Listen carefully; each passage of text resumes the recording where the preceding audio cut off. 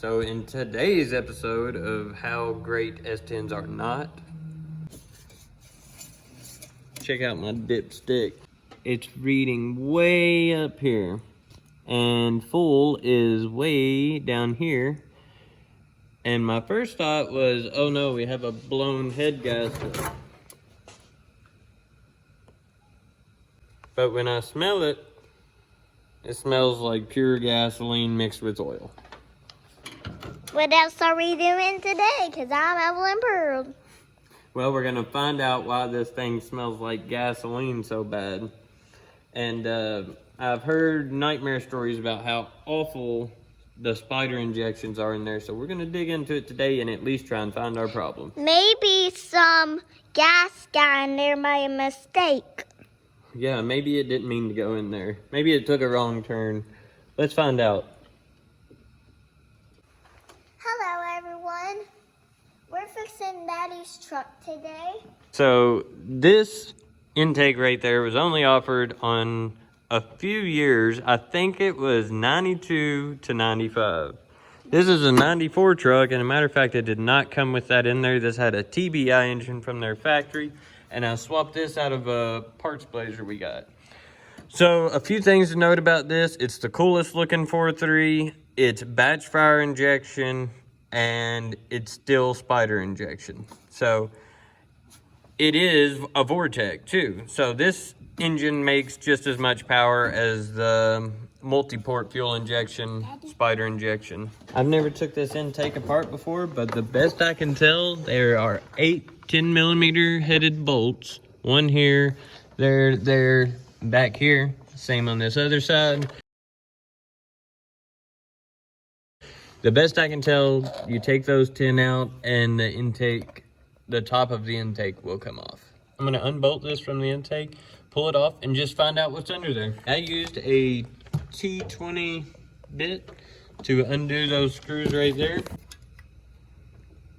Ooh, what the heck is that? Wow, maybe it spins it. Maybe it spins when you start the engine. Ooh, maybe it does. Maybe it is an electric thing. Maybe that metal makes it makes it spin when the engine goes. Maybe. Yeah. Let's see what happens if I spin it with my hand. Oh, it only goes one way or the other. Now, what's down in that hole? Let's show the camera. Daddy.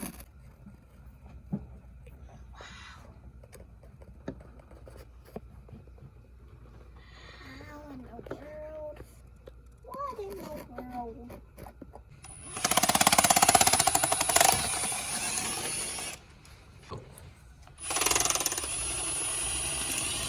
Did it? Now let's see if it comes up there. Let me just test if I can. Okay, test it because I'm videoing. No. I smell gas. Ooh, look underneath there. What? Wow. Wow. Look, there's fuel everywhere. Yeah.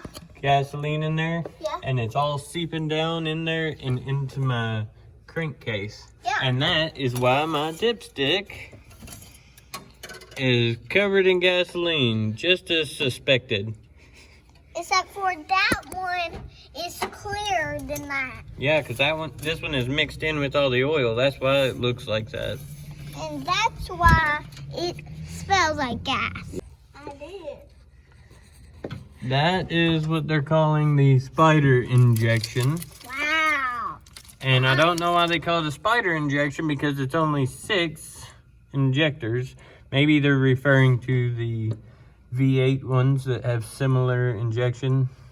But this would be an insect injection because it's 6 legs. 1, 2, 3, 4, 5, 6. Right there. This gray line is rubbing on that one. Both of them. Yeah.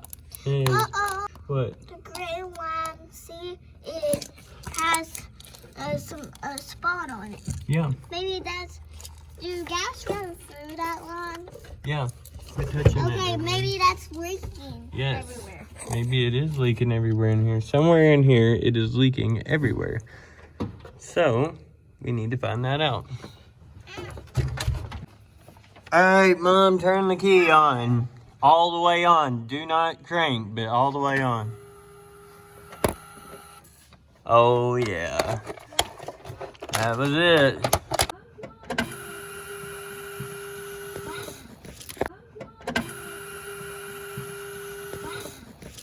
I have removed the 2 plastic fuel lines that are coming from the metal fuel lines back here. One of those is send, one of those is return. That's bad.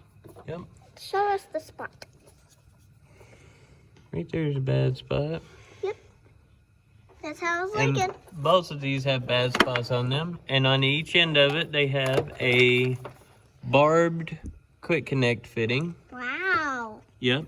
So I'm going to cut this plastic line off of that barb and hope to not damage it.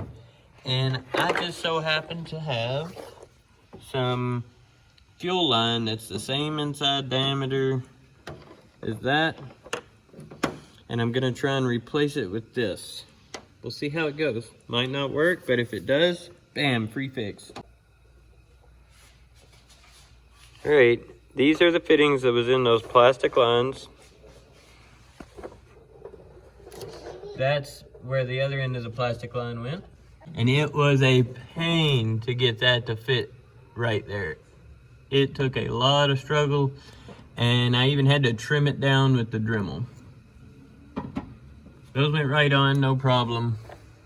I cracked the gasket taking it off right there.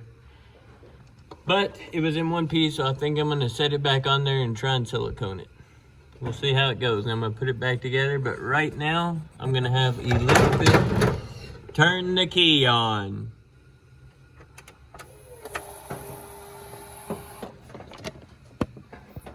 And have no fuel leaking out. All right, I've got it all back together now. It's time to get that nasty oil out of the engine, the oil filter, and all the lines.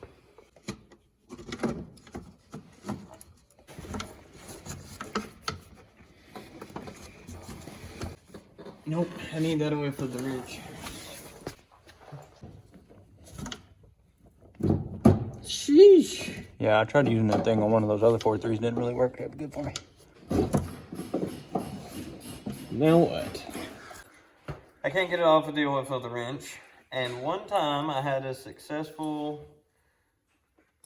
removal using my belt, putting that around it, and then pulling on it. I don't know if it's gonna work, but once it goes around there and you pull on it, it grabs really tight in there, just like, you know. Yeah.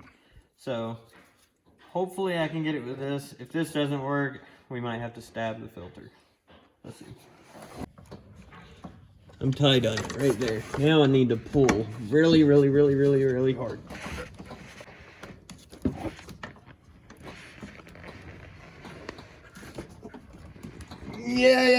Yeah! Get some! Yeah.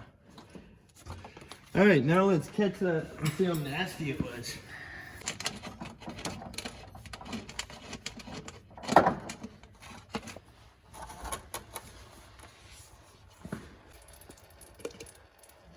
Holy smokes, dude. It looks like mud. It looks like mud. It's way different than like blown head gasket look, you know? It's similar with the milkiness, but it's way different on its consistency.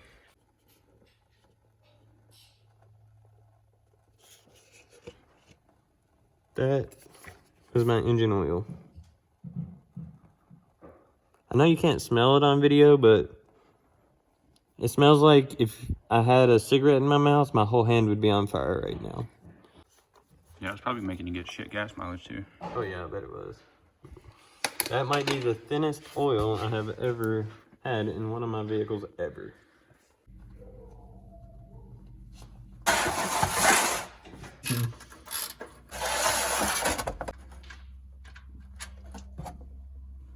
Freaking.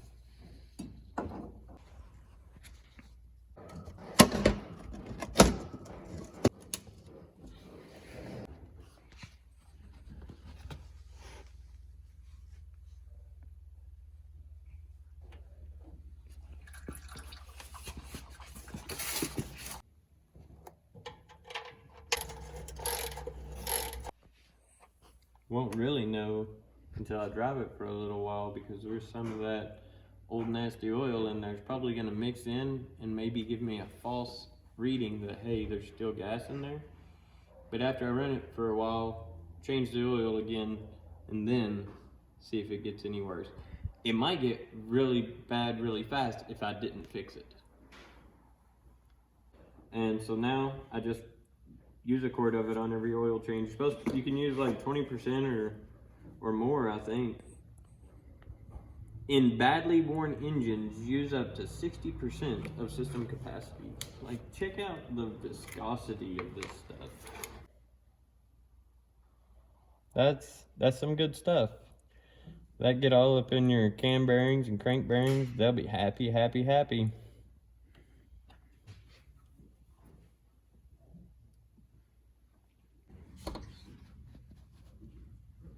Like jelly in there, or syrup. Yeah, it sure looks crazy.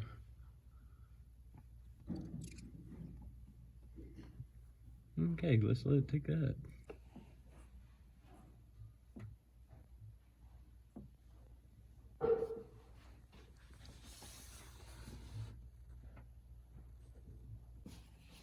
Now for the motor oil. I don't know why they call it motor oil, because it's not a motor, it's an engine. Very true. And I bet it says right on the box, motor oil. Look at that. Right there, motor oil. Motors are like electric motors. Like a wiper motor. Yeah. You don't call it a wiper engine. Might have to. This is a combustion engine here.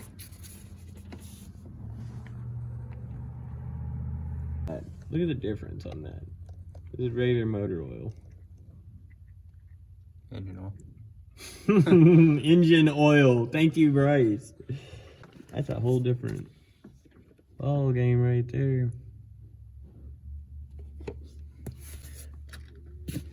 I think we need more than that, but I'm gonna go ahead and just check the dipstick. Also, the oil filter is empty right now, so that's gonna, once you start it, that's gonna suck some of the oil in, and we'll have to check it again after that. Looks like it's not quite full yet. We'll put some more in there.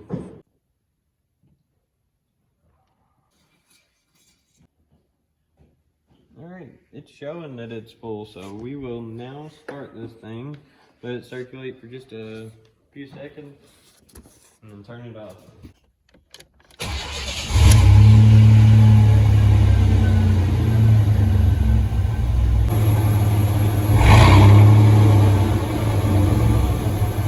Clean the stick off. Check it again. Right at full. Okay, great. Now let's check out this oil's consistency and color after it ran for a second. Still pretty dirty.